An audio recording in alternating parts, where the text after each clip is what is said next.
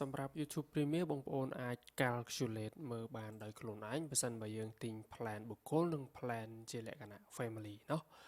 អញ្ចឹងយើងយកមក 3.49 គុណនឹង12ចេញថា12ខែវាមួយឆ្នាំเนาะនេះហើយនឹងបើសិនបើយើងទិញជាលក្ខណៈ family យើងអាចដាក់សមាជិកបាន5នាក់បងប្អូនអាចយកមកនេះអូខេហើយបងប្អូនគុណនឹង12មកបងប្អូននឹងឃើញចំនួនមួយឆ្នាំហើយតើបងប្អូនត្រូវចំណាយលុយប៉ុន្មានអូខេអញ្ចឹងដើម្បីទិញ YouTube Premium បានបងប្អូនត្រូវមាន Virtual Card តើអ្វីទៅជា Virtual Card បងប្អូនអាច search មើលនៅក្នុង YouTube ទៅរបៀបបង្កើតកាតសិប្បនិម្មិត Visa Card ក៏បាន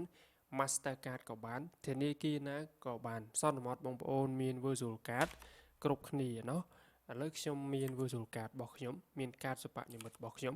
អញ្ចឹងខ្ញុំយកកាតទៅទិញ YouTube ឲ្យបងប្អូនមើលទាំងអស់គ្នាចឹងនៅក្នុងវីដេអូនេះខ្ញុំណែនាំអំពីរបៀបទិញ family ទិញលក្ខណៈ individual ក៏ដោយទិញជាលក្ខណៈ family ក៏ដោយរបៀបទម្រង់គឺតែមួយទេរបៀបដែលយើងធ្វើគឺតែមួយទេអញ្ចឹងនៅក្នុងវីដេអូនេះយើងណែនាំពីការទិញជាលក្ខណៈ family អញ្ចឹងបងប្អូនអាចចុចកន្លែងនេះបងប្អូនអាច add credit or debit card អញ្ចឹងបងប្អូនអាចចុចកន្លែងនេះមកបន្ទាប់មកបងប្អូនអាចចុច buy ជាទូទៅគាត់ឲ្យយើងបញ្ចូលកាតមានកាត number មានខែឆ្នាំមាន CVV ហើយនឹងមានឈ្មោះនៅលើកាតហើយនឹងអាសយដ្ឋានเนาะឥឡូវខ្ញុំសូមបញ្ចូលកាតចំពោះព័ត៌មានកាតខ្ញុំសូម blur ដោយសារតែវាពាក់ព័ន្ធទៅនឹង privacy របស់ខ្ញុំเนาะអូខេអញ្ចឹងខ្ញុំសូមបញ្ចូលលេខកាត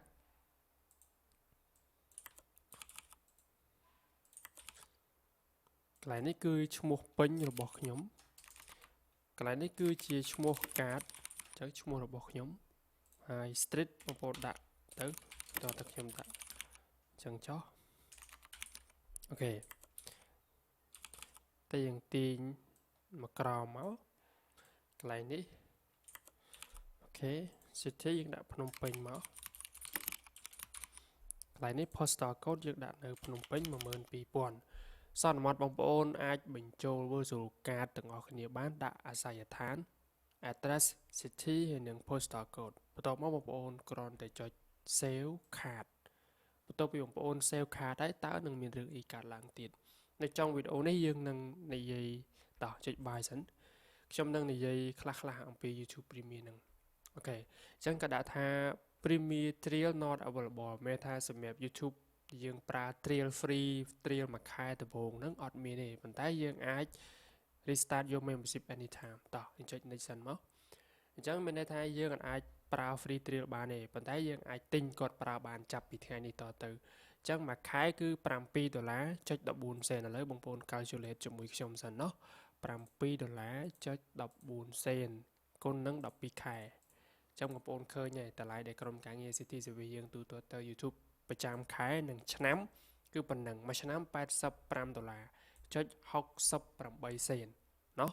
អញ្ចឹងចុច buy មកចឹងសម្រាប់ payment ដែលបងប្អូនទូទាត់មកគឺយកតម្កល់ទុកនៅក្នុងកាតហ្នឹងនៅក្នុង bank ហ្នឹងនៅក្នុងកុងហ្នឹងសម្រាប់ទូទាត់ទៅ YouTube ប្រចាំខែតែម្ដងដល់ខែក៏ renew ដល់ខែក៏ renew តោះឥឡូវយើងមកមើលកន្លែងនេះ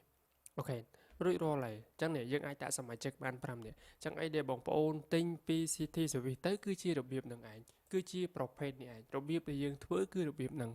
បើសិនមកបងប្អូនអត់ចង់ join family ទេបងប្អូនអាចទិញលក្ខណៈបុគ្គលប្រើខ្លួនឯងឬក៏បងប្អូនមានសមាជិក 4-5 នាក់បងប្អូនអាចទិញរបៀបនេះបានដូចគ្នាដែរអូខេយើងចុច continue មករួចរាល់ហើយពេលនេះ YouTube Premium គឺយើងទទួលបានហើយជាលក្ខណៈ family យើងអាចដាក់ទៅកាន់សមាជិកបានចំនួន5នាក់អ្នកបងប្អូនអាចមើលតាមនឹងបានអូខេអញ្ចឹងវីដេអូនេះក៏មានតែប៉ុណ្្នឹងដែរសង្ឃឹមថាវាស្រាយចម្ងល់ទៅកាន់បងប្អូនទាំងអស់គ្នាថា YouTube Premium មួយឆ្នាំហេតុអីក្រុម City Service យកថ្លៃម៉េចតើតម្លៃដើមប្រហែលអញ្ចឹងបងប្អូនឃើញណាអានេះគឺយើងប្រើ YouTube ឈ្មោះដើម Avoid នេះទៅទិញនេះអូខេនេះចឹងបងប្អូនឃើញនេះតម្លៃនេះឯងដែលគេកាត់ចេញពីកាតបូកទាំងតាក់ទាំងអីនេះបូកតាក់អញ្ចឹងមួយខែក្រុម City Service ទូទៅ YouTube $7.14សេនមែនតើទៅខ្ញុំបានផុសនៅក្នុង page រួចដែរក៏អាសានិយាយរឿយៗដែរប៉ុន្តែបងប្អូនក៏បានមើល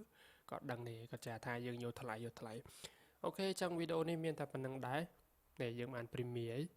សង្ឃឹមបងប្អូនបានយល់ អំពីដំណើរការរបៀបដែលយើងទិញជាមួយនឹង YouTube Premium បងប្អូនមានចង្អុលសំណួរអាចតាក់ទងមកក្រុមការងារយើងបានអរគុណច្រើនសុខសប្បាយទាំងអស់គ្នាជួបជាមួយខ្ញុំបាទនៅវីដេអូក្រោយៗទៀត